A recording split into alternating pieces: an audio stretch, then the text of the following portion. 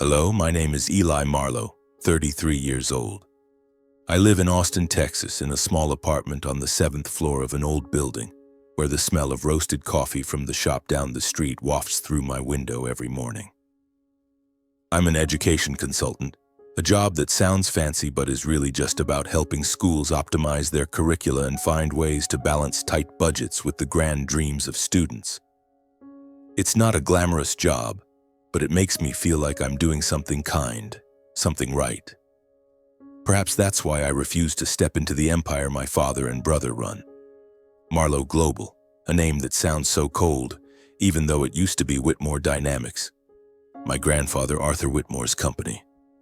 I'm not the type to dwell on the past, but if I don't tell you about it, you won't understand why my heart always feels like it's being squeezed by something nameless. Austin, this city of oak-lined streets and lively music nights, was once the place where I grew up in the loving arms of my mother and the stern guidance of my grandfather. But now, it's just a mirror reflecting the cracks in my family. Cracks I've tried to mend so many times but never could. Let me tell you about my family, about the people who shaped my life, and about the secret that's smoldering, waiting for the day it explodes. Austin in 2025 is no longer the small, artsy town I once knew. It's become a tech hub, with gleaming glass buildings and streets perpetually clogged with Teslas. In downtown, the headquarters of Marlowe Global, formerly Whitmore Dynamics, stands tall like a symbol of power. That building with its deep blue glass and the cold etched M logo was once my grandfather Arthur Whitmore's pride and joy. He built Whitmore Dynamics from nothing, turning it into a beacon of ethics and sustainability. The company focused on infrastructure and clean energy, from next-generation solar panels to water recycling projects for arid regions. My grandfather always said, "Making money isn't hard, but making money while keeping your conscience is the real challenge." I remember when I was a kid when he'd take me and my brother Garrett through the company's polished hallways. He'd point at the photos on the walls, projects in Africa, solar plants in Nevada, and tell us about the responsibility of a businessman. "You boys must remember," he'd say, his voice deep and solid as stone. "Money is a tool, not a goal." I, just an 8-year-old kid, would nod eagerly, even if I didn't fully understand. But Garrett, my older brother, would just give a faint smile, his eyes already glinting with the ambition I'd only recognize years later. In 2020, everything changed. My grandfather went missing. He was on a hunting trip in Colorado, a place he'd often go to talk to nature, as he used to say. He didn't come back. The police were called, helicopters scoured the mountains, and rescue teams searched every cave, but there was no trace. No body, no clues, just the wool cap he always wore, found by a shallow stream. They concluded he was dead, maybe attacked by a wild animal or fallen into a ravine. I never believed it. Arthur Whitmore wasn't the kind of man who just vanished. He was a man of discipline, of plans, of carefully calculated steps. But I was the only one in the family who didn't accept that story, and because of that, I became the outsider. I'm not the type who fits in at wine-soaked galas or boardroom meetings. I prefer quiet mornings, reading in my small apartment, or sitting with my mother, listening to her stories about her youth when she and my grandfather planted the first oak trees in our family garden. I studied education at the University of Texas, graduated with honors, but instead of joining Whitmore Dynamics as my father and brother expected, I chose my own path. My father, Charles Marlowe, called it betrayal. My brother, Garrett, was blunter. "You're an idiot, Eli. You've got an empire in your hands and you choose to do the work of dreamers." I don't blame them. My father and Garrett have their reasons for thinking that way. Whitmore Dynamics, or Marlowe Global now, is a money-making machine. But I started noticing the stains, dirty projects creeping into the company after my grandfather's disappearance. Shady deals with politicians, factories failing environmental standards, money from unclear sources. I once argued with my father during a family dinner when he bragged about an oil drilling project in Alaska. "Dad, Grandpa would never have agreed to this," I said, my voice trembling with anger. He just looked at me, his eyes cold as steel. "Arthur's dead, Eli. This is my time." I left the house that night with a suitcase of clothes and a heavy heart. Since then, I've lived on my own, only occasionally visiting my mother, the only person in the family who still ties me to what I once called home. My father, Charles Marlowe, whose real name is Carlos Marin, is a man full of contradictions. He came from Colombia, immigrating to the U.S. as a young man with dreams of a better life and a sharp mind. My grandfather, Arthur, saw his talent when he was just a young engineer working on a small Whitmore Dynamics project. Grandpa mentored him, gave him opportunities to rise, and eventually gave him my mother, Clara Whitmore, in marriage, despite the objections of the entire Whitmore clan. "Carlos is a man of the future," Grandpa once said. "He's got fire in his eyes." My father didn't let Grandpa down, at least in the early years. He worked day and night, turning Grandpa's ideas into reality. But when my mother gave birth to me and Garrett, something in him changed. I still remember the look in his eyes when Grandpa announced his retirement plans, intending to hand over control to an independent board rather than a single person. My father didn't say anything, but his hand gripped his wine glass so tightly I thought it would shatter. After Grandpa went missing, my father quickly took control. He renamed the company Marlowe Global, erasing Grandpa's legacy. The photos of projects in Africa disappeared from the hallways. The values Grandpa had set, ethics, sustainability, were replaced with new words: profit, expansion, power. I look at my father and wonder where the man who knelt to propose to my mother, who held me and Garrett in his arms, has gone. Now, about my mother. To describe her, I picture a shimmering glass flower, beautiful but fragile, though she'd never admit it. Clara Whitmore Marlowe, MMA, the only daughter of Arthur Whitmore, grew up under her father's protective wing. She's kind, loves nature, and has a heart so big it feels like it doesn't belong in this world. When she married my father, many in the Whitmore family objected, calling him an opportunistic immigrant, but she didn't care. "Love doesn't need a resume," she once told me when I was a kid and asked why she chose him. But after Grandpa went missing, she changed. She became quiet, her eyes always tinged with sadness. She spoke less, smiled less, and her health began to fade. I know she misses Grandpa, her father, who was not just the family's pillar but her closest confidant. Every time I visit, she sits by the window looking out at the now withered garden and tells me stories about him. "Eli, your grandfather was a special man," she says, her voice trembling. "He'd never abandon us." I want to believe her, but 5 years is a long time. Still, every time I look into her eyes, I see a faint spark of hope, as if she knows something I don't. Garrett, my brother, is 2 years older than me, but the gap between us feels like a century. Garrett is a carbon copy of our father, ambitious, cold, and always able to bend others to his will. When we were kids, we were close. He taught me how to tie a tie, throw a baseball, and get back up after a fall. But as we grew up, Garrett changed. He started looking at me with disdain, as if I were weak, unworthy of the Marlowe name. Garrett joined Whitmore Dynamics right after college. He quickly became our father's right-hand man, and when Grandpa went missing, he was the first to support renaming the company. "Whitmore is the past," he said at a family meeting, his voice sharp as a knife. "Marlowe is the future." I tried to argue, but he just smirked. "Eli, you don't understand how the world works." Garrett doesn't just want power. He craves recognition, to stand above everyone. I know he's preparing for a big move, a global IPO for Marlowe Global that will catapult him and our father to the top of the financial elite. But every time I look into his eyes, I see an emptiness where family love used to be. And then there's the man I admire most, my grandfather, Arthur Whitmore.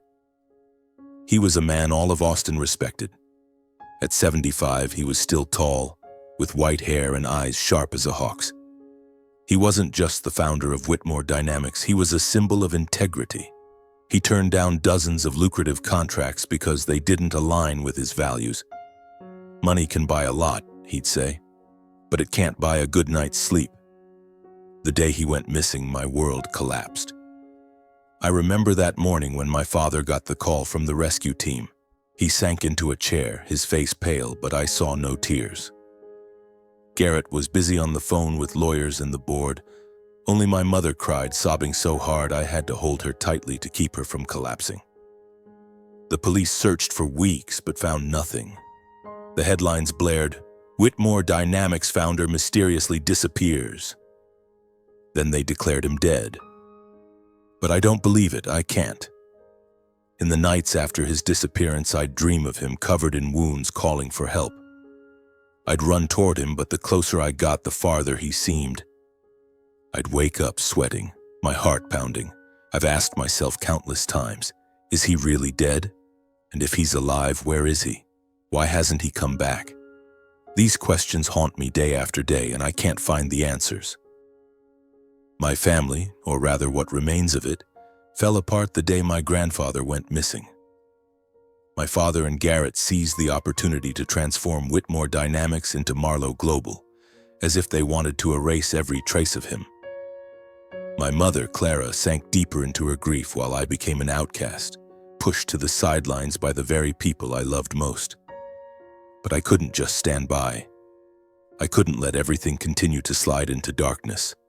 In the months following my grandfather's disappearance, I began to realize that my father and Garrett didn't just want to run the company. They wanted to own it, completely and absolutely. I still remember the first shareholders' meeting I attended just weeks after the rescue team called off the search for my grandfather. I went there hoping to hear a clear plan, a commitment that the company would carry on his mission. Instead, I witnessed a carefully staged performance. My father stood at the podium dressed in a sleek black suit, his voice deep and commanding.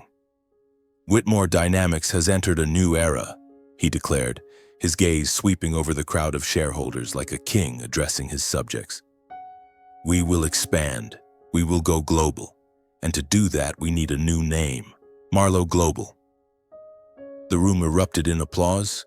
I sat in the back row, clenching my fists so tightly that my nails dug into my palms.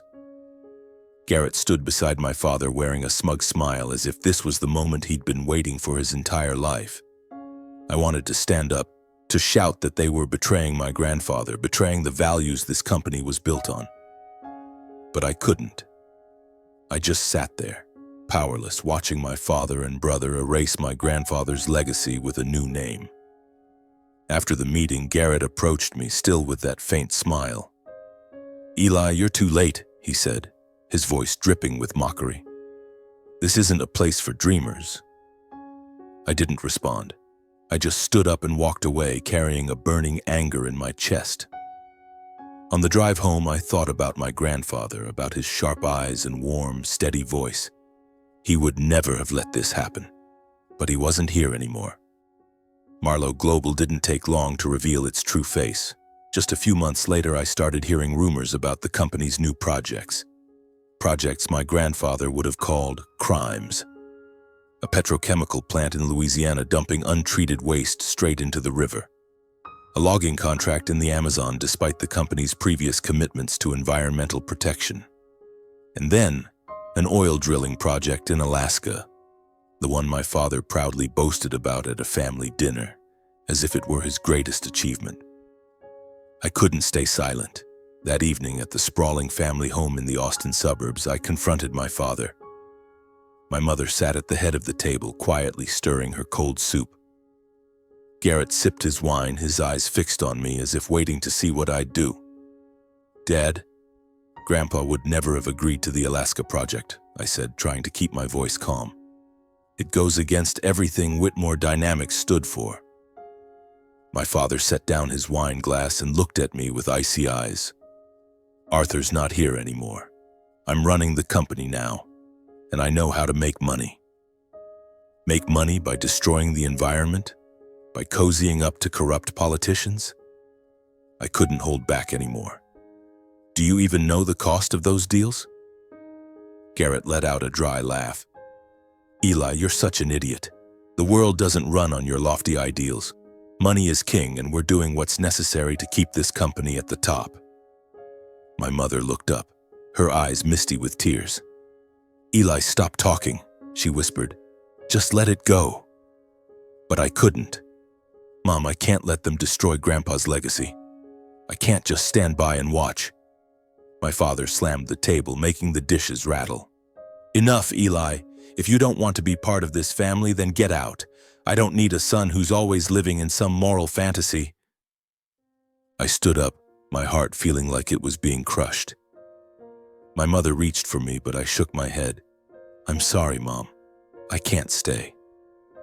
I drove back to my apartment, tears streaming down my face. I wasn't crying because of my father's words, but because I felt like I'd lost everything. My family, my grandfather, and the belief that things would ever be okay again. In the years that followed, I lived like a shadow. I worked, met friends, but there was always an emptiness inside me that I couldn't fill. I rarely went home, only occasionally visiting my mother, who grew frailer with each passing day. Every time I saw her, I could feel her pain. The pain of a woman who had lost her father and been abandoned by her husband and eldest son in her own home. One time when I visited, she took my hand, her fingers cold and trembling. "Eli, do you ever think your grandfather might still be alive?" she asked, her voice as faint as a passing breeze. I froze. "Mom, what are you saying?" She looked out at the withered garden, her eyes distant. "Arthur was a strong man. He couldn't just vanish like that. Something's not right, Eli, I know it." I squeezed her hand, my heart pounding. "I think so too, Mom, but I don't know what to do. No one believes me." She turned to look at me, a rare spark of hope in her eyes. "You're my hope, Eli. You have to find the truth." Her words lit a small fire inside me. I started digging into old information about my grandfather's disappearance. I reread newspaper articles, police reports, and the notes I'd kept from 5 years ago. Everything pointed to one conclusion: no body, no concrete evidence. Just his wool cap, found too perfectly by the stream, as if someone wanted it to be found. I began to suspect something. But suspicion alone wasn't enough.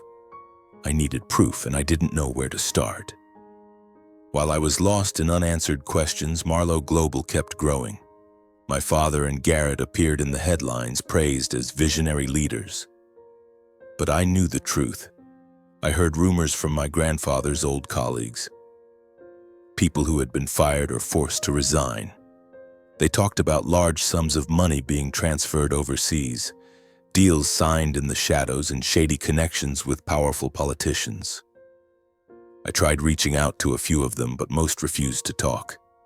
"Eli, you don't understand," one of my grandfather's old friends whispered over the phone. "This company isn't Arthur's anymore. You need to be careful." Careful? I wasn't afraid, but I was alone.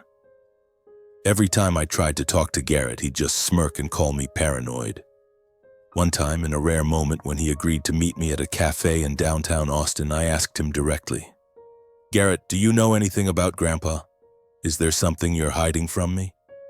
He looked at me, his eyes cold as ice. "Eli, you need to grow up. He's dead. It happens. People die and the world keeps spinning. If you want to live in the past forever, go ahead, but don't drag me and Dad down with you." I left that cafe feeling like I'd been stabbed in the heart. Garrett wasn't just my brother. He used to be my best friend. But now he looked at me like I was an enemy. Then, on a late October night, everything changed. I was sitting in my apartment, the light from the desk lamp illuminating the pile of papers in front of me. Outside, a gentle rain pattered down, blurring the glass window. The doorbell rang, sharp and sudden, making me jump. I glanced at the clock, nearly 10 p.m. Who would come at this hour? I wasn't expecting anyone, and my friends knew I didn't like being disturbed at night. I stood up, my heart pounding inexplicably fast. I walked to the door and peered through the peephole. A man stood there, his head covered by a hood, his face obscured in shadow. I hesitated, my hand on the doorknob, but then I opened the door, even though a part of me wanted to turn back and pretend I hadn't heard anything. The man looked up, and as the hallway light hit his face, I felt the blood in my veins freeze. Silver white hair, hawk-like eyes, though now clouded by time and suffering. It was my grandfather, Arthur Whitmore. "Eli," he said, his voice low and hoarse as if he hadn't spoken in a long time. "Can you let me in?" I stood frozen, unable to believe my eyes. "Grandpa," I stammered, feeling the ground beneath me give way. "You're alive?" He smiled, a tired but warm smile. "Let's go inside, Eli. We have a lot to talk about." I led him into the apartment, still in shock. My grandfather sat down in the old armchair, taking off his hood to reveal a gaunt face etched with new wrinkles. He wore a worn wool coat, no longer the polished man in a suit I knew from Whitmore Dynamics. But his eyes, those eyes were still sharp, still full of resolve, as if nothing in the world could break him. I brewed a cup of hot tea and placed it in front of him, my hands trembling so much that I spilled a little on the table. "Grandpa, where have you been for the past 5 years?" I asked, my voice choking. "Everyone said you were dead. I tried to find you, but..." He raised a hand, signaling me to stop. "Eli, I know you never gave up. That's why I'm here tonight." He took a deep breath, as if steeling himself to tell a story he'd kept buried for too long. "But first, you need to promise me one thing. What I'm about to tell you, you can't tell anyone." I nodded, though my heart was pounding. "I promise, Grandpa. Tell me." And so he began. 5 years ago, during that hunting trip in Colorado, everything had been orchestrated. He hadn't gone alone, as the newspapers reported. Charles, my father, and Garrett had gone with him. "They said it would be a family bonding trip," he said, his voice bitter. But I had my suspicions. Charles had changed long before then. His ambition was greater than I'd ever imagined. He recounted how, in the cold forest, my father and Garrett led him to a remote stream. They said they wanted to stop and rest, but then, in a moment he hadn't anticipated, they pushed him into a ravine. I fell, Eli. I fell hard. But I didn't die. A shepherd living nearby found me, took me to his cabin, and tended to my wounds. I sat there, gripping the edge of the table, feeling like the world was turning upside down. "Dad, and Garrett," I whispered. "They tried to kill you?" My grandfather nodded, his eyes darkening. "They thought I was dead. They needed me gone to take full control. Charles always wanted this company, Eli. He didn't just want to run it. He wanted to own it, to erase my name from Whitmore Dynamics' legacy." My throat tightened, tears welling up. "But why didn't you come back right away? Why did you let us think you were dead?" He placed a hand on my shoulder, his grip thin but still strong. "I needed time, Eli. Time to gather evidence. Time to make sure that when I returned, Charles and Garrett wouldn't be able to deny it. I've spent 5 years in the shadows, reaching out to old friends, people still loyal to me. I have recordings, emails, documents, all proving their conspiracy." I cried, not out of sadness, but out of anger, pain, and a faint spark of hope igniting within me. My grandfather was alive. He was here, right in front of me, and he needed me. "What do you want me to do?" I asked, wiping my tears with the back of my hand. "I'll do anything to make this right." He looked at me, his eyes brightening slightly. "Eli, you're the only one I trust. You haven't been blinded by power. You have your mother's heart and my resolve. I want you to help me expose the truth. But it won't be easy. Charles and Garrett have influence, money, and they'll do anything to protect what they've built." I nodded, though a storm of emotions raged inside me. "I'll do it, Grandpa. I'll help you." He smiled for the first time that night, and I saw the man I'd always admired, the one who taught me about honesty, responsibility, and standing up for what's right. "Good," he said, "but we need to be careful. Charles isn't a fool, and Garrett is even more dangerous. They can't know I'm back, not until we're ready." A few days later, my grandfather took me to a small house on the outskirts of Austin where he was hiding. It was a modest wooden cabin tucked behind old oak trees, far from the city's bustle. He said he'd rented it through an intermediary to avoid detection. I still couldn't believe he was here, alive and breathing, after 5 years of thinking he was gone forever. Eli, there's one more person who needs to know the truth, he said, his voice lowering. Your mother. I froze. But you said not to tell anyone. He nodded. I did. But Clara is my daughter. She deserves to know, and I'm worried about her health. She needs something to give her strength to carry on. I agreed, though I was still uneasy. My mother was so frail, both physically and emotionally. Would the fact that my grandfather was alive outweigh the pain of the truth about my father and Garrett? I called my mother, telling her I wanted her to come to my apartment to talk. When she arrived, I gently explained that I had a special surprise and needed her to come with me. She looked at me, her eyes full of doubt, but she agreed. I drove her to the cabin, saying little on the way. She sat beside me, her hands clasped tightly, her gaze distant. When we walked into the cabin, my grandfather was waiting in the living room. My mother saw him and time seemed to stop. She froze, her lips trembling, then burst into tears. Dad. Dad, she whispered, rushing into his arms. My grandfather held her tightly, tears streaming down his weathered face. Clara, my daughter, I'm sorry for making you wait so long. I stood there watching them, feeling my heart break with both joy and pain. My mother sobbed as if all the grief of the past 5 years was pouring out. He told her everything, the hunting trip, the plot by my father and Garrett, and the years he'd spent in hiding. My mother listened, her face shifting from shock to pain and finally to anger. Charles, she whispered, her voice trembling with fury. He did this to you? My grandfather took her hand. Clara, I know this is hard to accept, but I need you to be strong. We're going to take back what belongs to this family, and Eli will help us. My mother turned to me, her eyes sparking with a determination I hadn't seen in years. Eli, you're my hope. You have to do this. I nodded, feeling a new weight settle on my shoulders. This wasn't just my grandfather's fight. It was mine, my mother's, and the legacy my grandfather had built. In the days that followed, my grandfather and I began to plan. He showed me the evidence he'd collected over the past 5 years, emails between my father and Garrett, recordings of their conversations, and documents proving the illegal transfer of Whitmore Dynamics assets. Each piece of evidence was like a knife to the heart. I grew up in my father's arms, once admiring his intelligence and decisiveness. But now, I saw only a traitor. My grandfather contacted a legal team he trusted, old friends from his days running the company. They helped us verify his legal identity, ensuring that when he reappeared, no one could question that he was Arthur Whitmore. They also prepared documents to sue my father and Garrett, accusing them of attempted murder, embezzlement, and destroying the company's legacy.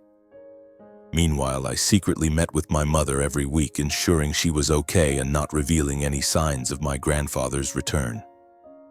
She started eating better, and her eyes gradually regained their spark. Eli, I've never felt so alive, she said during one visit. Your grandfather is back, and I believe you'll do the right thing. But I couldn't deny the growing fear in my heart. My father and Garrett were not to be underestimated. They had money, power, and people willing to do anything to protect them. If I failed, not only would my grandfather and mother be in danger, but I could lose everything. One evening, as my grandfather and I reviewed the documents, he suddenly stopped and looked at me with a serious expression. Eli, I've rewritten my will, he said. I've revoked all previous authorizations. All the assets, shares, and control of the company, I'm leaving them to you. I was stunned. Grandpa, I'm not sure I can... He cut me off. You can, Eli. You're the only one I trust. You'll bring Whitmore Dynamics back to its rightful path. I believe in you. I didn't know what to say. The responsibility was immense, overwhelming. But looking into his eyes, I knew I couldn't refuse. This wasn't just about the company. It was about justice, about family, about righting the wrongs of the past. As I left the cabin that night, the rain had stopped, leaving a sky full of twinkling stars. I stood on the porch, breathing in the cool air, feeling a new strength coursing through my veins. My grandfather was back, and he had chosen me. I was no longer the outcast of the family. I was the one who would stand up, face my father and Garrett, and bring the truth to light. But I knew the real battle was still ahead, and it wouldn't be easy. 2 weeks later, a white envelope arrived at my apartment. I picked it up from the doormat, surprised to see the words Marlowe Global embossed on the paper. Inside was an invitation with handwritten lines in gold ink. You are cordially invited, Eli Marlowe, to attend the family reunion celebrating the 5th anniversary of the successful transition from Whitmore Dynamics to Marlowe Global. Time, 7 p.m., November 15th. Location, Marlowe Global Headquarters, Austin, Texas. I held the invitation, feeling as if it were burning my hand. A family reunion? Since when did my father and Garrett care about including me? For 5 years, they had pushed me out of everything, treating me like an outsider. Why were they inviting me now? I called my mother, the only person in the family I still trusted, to ask if she knew anything about this. Eli, I got an invitation too, she said over the phone, her voice frail but tinged with determination. I'm going, and you should too. This is our chance to do what needs to be done. I understood what she meant. She knew the truth about my grandfather, about my father and Garrett's plot. And she wanted me to bring him to this event, not just for a reunion, but to expose everything. I went to my grandfather that same evening in the wooden cabin on the outskirts of town. He was sitting in an armchair, holding a cup of tea, his eyes lighting up when I told him about the invitation. This is our moment, Eli, he said, his voice low and resolute. Charles and Garrett think they've won. They want to flaunt their victory in front of the media, the shareholders. But they don't know I'm back, and we're going to make them pay. I nodded, my heart pounding. But Grandpa, what if they suspect something? What if they find out about you before we're ready? He placed a hand on my shoulder, his gaze piercing through me. Eli, I survived 5 years in the shadows. I know how to keep a secret, and you're the one who will stand with me. We have the evidence, the truth, and Clara, we'll do this. In the days leading up to the event, my grandfather and I worked tirelessly. We met with the legal team he had contacted, a group of seasoned lawyers who had worked with him during Whitmore Dynamics' heyday. They helped us organize the evidence, recordings of my father and Garrett discussing their plan to eliminate my grandfather, emails detailing illegal transactions, and asset maps showing how they had unlawfully transferred company shares. Each piece of evidence was like a bullet, ready to be fired at the right moment. I also met with my mother in secret several times to ensure she was strong enough to face what was coming. She had changed since reuniting with my grandfather. She was no longer the frail, quiet woman I'd known. A small fire burned in her eyes, though I knew she was still pained by the thought of my father's betrayal. Eli, I'm not sure I want to do this, she said during one meeting at my apartment, her hands clasped tightly together. But I have to. For your grandfather. For you. And for myself. I hugged her, feeling the fragile but fierce determination within her. Mom, I'll be with you. Grandpa will be too. We'll get through this together. On the evening of November 15th, I stood in front of the mirror in my apartment, putting on a navy blue suit I rarely touched. I looked at myself, barely recognizing the man with cold eyes and tense shoulders. I was no longer Eli Marlowe, the education consultant living a quiet life. I was Eli Marlowe, the man who would walk into the lion's den, armed with the truth to bring down those who had betrayed my family. I drove to Marlowe Global's headquarters, my heart pounding. The glass building glowed under the lights, the giant M logo gleaming like a declaration of power. Inside, the main hall had been transformed into a lavish banquet room with long tables draped in white silk, sparkling wine glasses and soft jazz music playing from a live band. Shareholders, business partners, and media reporters mingled, laughing and clinking glasses. The air was thick with self-satisfaction, as if everyone believed Marlowe Global was invincible. I walked in, feeling curious, and disdainful glances turned toward me. A few people whispered as I passed, "That's Eli, Charles's youngest son." I heard he doesn't work for the company, the oddball of the Marlowe family. I ignored them all, searching for my mother in the crowd. She stood in a corner wearing a long emerald green dress, her eyes lighting up when she saw me. I approached, took her hand and whispered, "Mom, Grandpa's ready." She nodded, her lips pressed tightly together. "So am I, Eli." The event began with my father's speech. He stood at the podium dressed in a sleek black suit, his voice booming through the sound system. "Ladies and gentlemen," he began, a confident smile on his lips. "Today marks a significant milestone. 5 years ago, we transitioned from Whitmore Dynamics to Marlowe Global, and today we stand here as one of the world's leading conglomerates. This is the achievement of the Marlowe family, of me, of my son Garrett, and of all of you." The room erupted in applause. I stood in the corner, clenching my fists. "The Marlowe family," he said. As if my mother and I didn't exist, as if my grandfather hadn't laid the foundation for everything they had. Garrett took the podium next, continuing where my father left off. He looked impeccable in a gray suit, his hair neatly slicked back, his voice smooth like a politician's. "Marlowe Global is about to enter a new era," he declared. "We are preparing for a global IPO, taking our company to the world's stock markets. This is the moment to solidify our position, not just in America, but across the globe." Another round of applause. My stomach churned. I glanced at my mother, seeing her grip her wine glass tightly, her eyes holding back a storm. I knew the moment had come. I left the room, pretending to head to the restroom, but in reality I went to meet my grandfather. He was waiting in a discreet hallway behind the building, dressed in a silver-gray suit, leaning on a cane, his white hair neatly combed. Despite his age, he exuded an unmistakable presence, the presence of Arthur Whitmore, the founder of Whitmore Dynamics. "Are you ready, Eli?" he asked, his eyes sharp. I took a deep breath. "I'm ready, Grandpa." We walked into the room, and immediately the atmosphere shifted.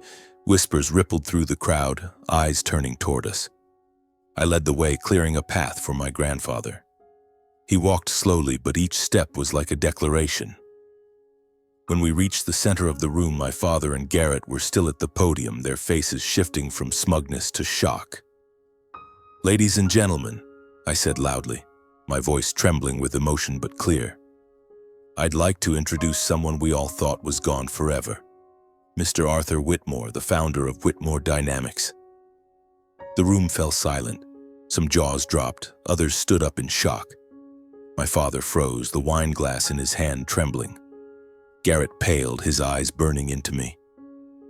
My grandfather stepped onto the podium, leaning on his cane, but his posture was as upright as an oak. "I am Arthur Whitmore," he said, his voice resonating through the room. "And I am not dead. 5 years ago, I was betrayed by the people I trusted most. Charles Marlowe and Garrett Marlowe staged an accident to eliminate me, to seize this company." Murmurs erupted like waves. I looked at my father, seeing him struggle to maintain his composure, but his lips were pressed tightly together, and I knew he was panicking. Garrett stepped forward, his voice sharp. "What is this charade? That man cannot be Arthur Whitmore. He's dead." My grandfather smiled, a cold smile. "Charles, Garrett, did you think I wouldn't return? Did you think you could erase my name, steal my legacy, and live in peace?" He signaled to me. I stepped forward, carrying a small projector the legal team had prepared. A large screen was lowered, and I began presenting the evidence we had gathered. First came the recording, my father and Garrett's voices unmistakable, discussing pushing my grandfather into the ravine. "He won't survive," my father's voice rang out, cold and ruthless. "We'll say it was an accident." The room went silent. Some shareholders covered their mouths, eyes wide with horror. I continued, displaying emails between my father and a local politician, discussing the illegal transfer of Whitmore Dynamics shares. Finally, I showed the asset map, revealing millions of dollars funneled offshore through shell companies. My mother stood up from her seat, her face streaked with tears, but her voice strong. "Charles, what have you done to my father?" She walked to the podium, facing my father. "You tried to kill my father." You betrayed me, betrayed this family. My father stepped back, his face pale. Clara, you don't understand. This is a misunderstanding. A misunderstanding? My mother's voice broke with fury. My father and I always believed in you, supported you in every way when you first came to America. And you tried to murder my father. You're a wolf in sheep's clothing, ungrateful. Garrett tried to interject, his voice trembling. Everyone, this is a conspiracy. That man is not Arthur Whitmore. He's an imposter. But my grandfather was prepared. He produced identification documents verified by the legal team and a short video from the shepherd in Colorado who had saved him 5 years ago. I am Arthur Whitmore, he said again, his voice like thunder. And I've returned to take back what belongs to me, to my family, to Whitmore Dynamics.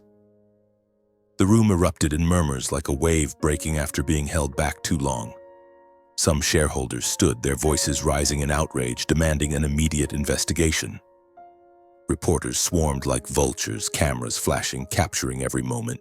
But then, the noise stopped abruptly as the main doors of the room swung open, and a group of uniformed police officers walked in. Sidearms holstered, their cold gazes sweeping the crowd. I stood frozen, my heart pounding. They had arrived faster than I expected. My grandfather's legal team had been quietly working with the FBI in the days leading up to this, and now, the moment of justice had come.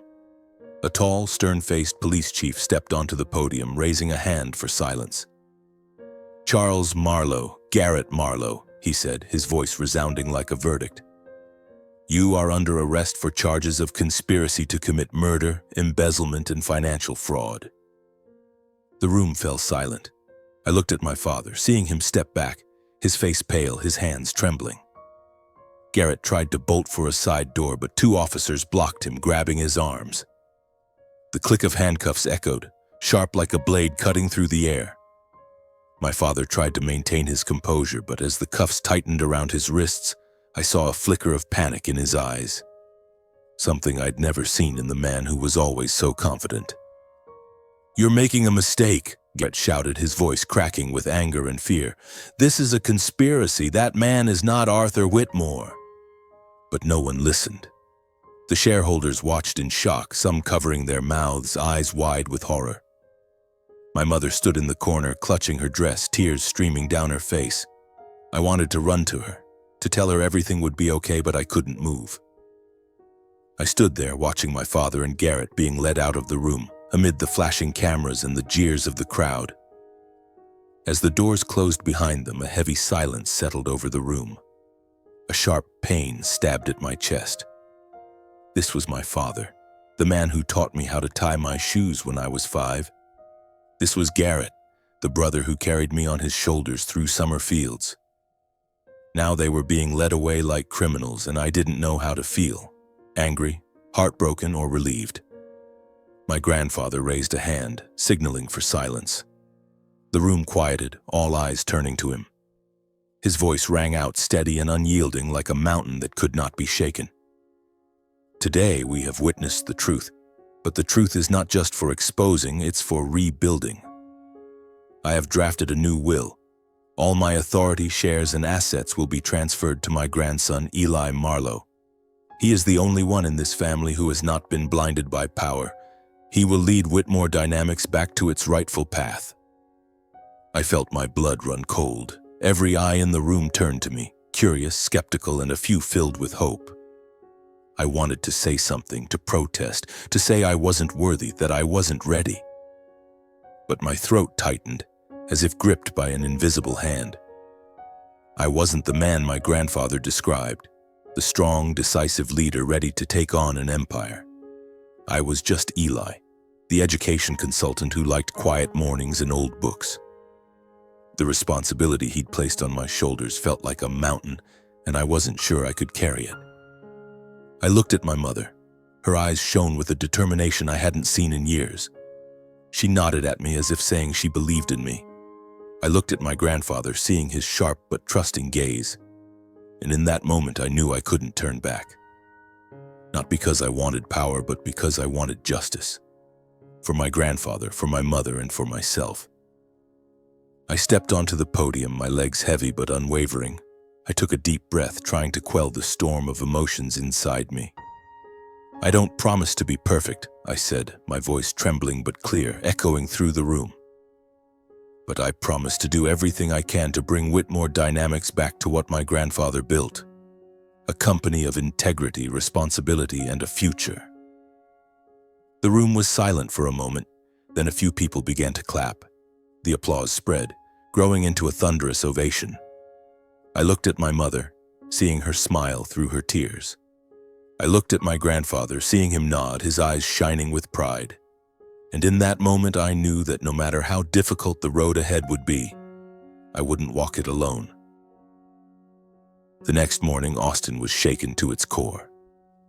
Major newspapers, from the New York Times to the Austin Chronicle, ran headlines screaming, "Whitmore Dynamics founder returns from the dead, accuses son-in-law and grandson of murder plot." Images of my grandfather standing tall at the podium with a steely gaze flooded social media. Videos from the family reunion spread like wildfire, accompanied by the chilling audio of my father and Garrett coldly discussing how to eliminate him. The world was ablaze, and Marlowe Global, the name my father and Garrett had so proudly built, was now at the center of a shocking scandal. The FBI acted swiftly. Just hours after the event, my grandfather's legal team handed over all the evidence to the authorities.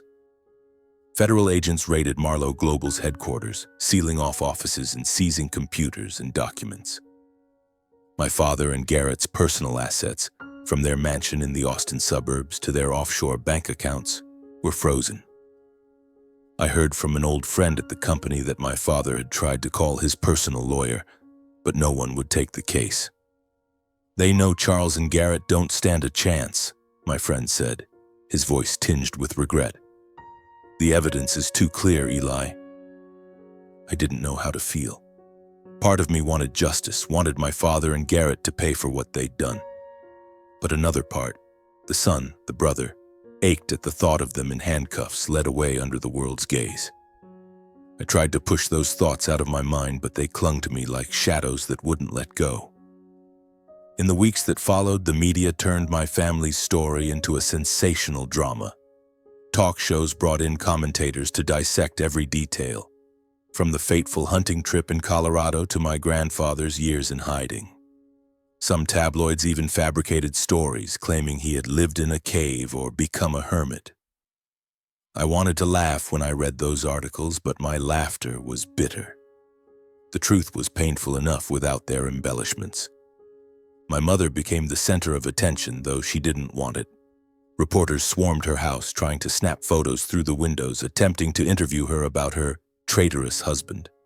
I had to hire security to keep them at bay, shielding her from the relentless media hounding. My grandfather, on the other hand, handled the attention with remarkable calm.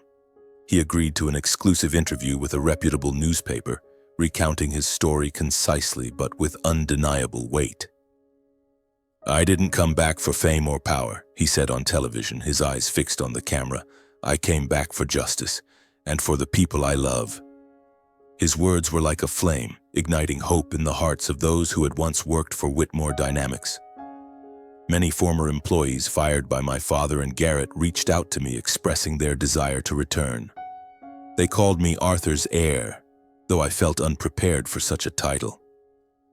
The trial of my father and Garrett dragged on for nearly 6 months, but the outcome was inevitable. The FBI, with the support of my grandfather's legal team, built an airtight case. Conspiracy to commit murder, embezzlement of millions of dollars, money laundering through shell companies, and the destruction of Whitmore Dynamics' legacy. The trial was closely followed by the media, with new headlines every day. "Son-in-law betrays Arthur Whitmore. Garrett Marlowe faces life in prison." I didn't attend the trial. I couldn't.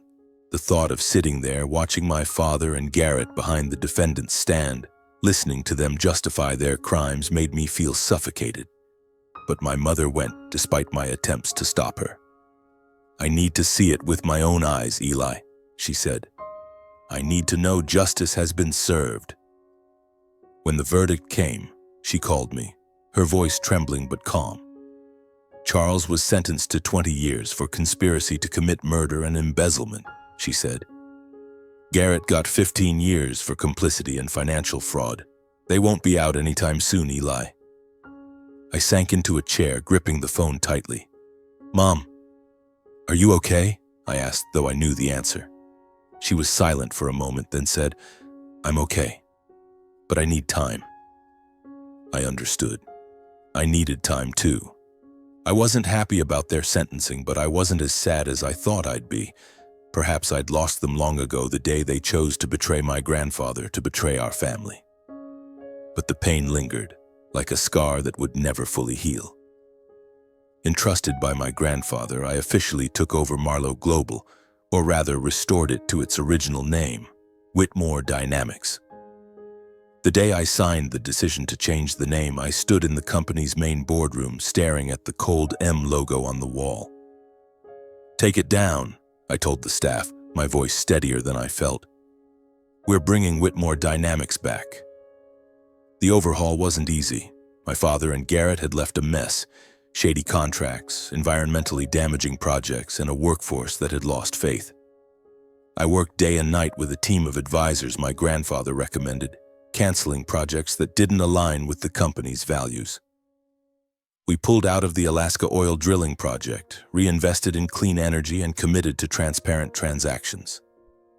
I rehired former employees who had been loyal to my grandfather, listening to their ideas on how to steer the company back on track. But the hardest part wasn't the work. It was the internal pressure. Every day I faced the question of whether I was capable of carrying my grandfather's legacy.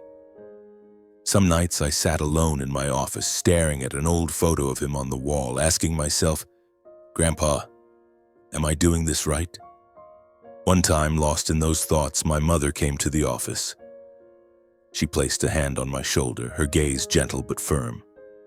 Eli, you don't have to be perfect, she said. You just have to be honest, like your grandfather. That's all Whitmore Dynamics needs. Her words were like a cool breeze, easing some of my doubts. I began to believe I could do it, not because I was exceptional, but because I had my mother and grandfather by my side, and because I believed in the values my grandfather had passed down. During a board meeting, I proposed an idea I'd been nurturing for a long time: a nonprofit fund named after my mother, the Clara Foundation.